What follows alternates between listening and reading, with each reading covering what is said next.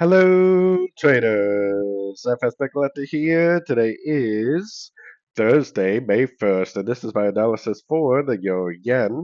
If you haven't done so yet, definitely do check out my free Discord channel, which is linked down here in the corner at the end of the video, and make sure to check out my website, fxpipcollector.com. Watch the video on the home screen to learn more.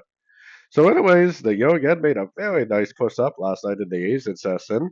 Yesterday, had my Fibonacci retracement on here, and I said if you see a nice break to the upside at a fib level, it'd be a really nice long. Now, I will admit that it kind of turned right in between two fib levels, but really what sticks out to me is the fact that it made five waves down with a break of structure, and then it made another impulsive down, and then a break of structure right here on that break of structure, which in my time was like 1 a.m. in the morning.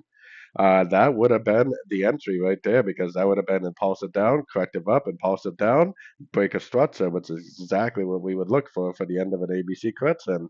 Now, if you've been watching my videos for a while now, you probably know that I do think there's a good chance that the Euro Yen is going to make a five-wave pattern on the daily time frame, probably all the way up to about the 1.71, maybe 1.70 area. So I'm definitely very bullish, and I would still be recommending longs right now.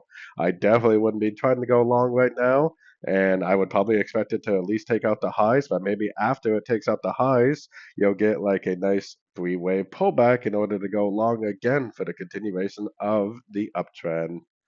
So anyways, don't forget to like and subscribe, and as always, thank you for watching and happy trading.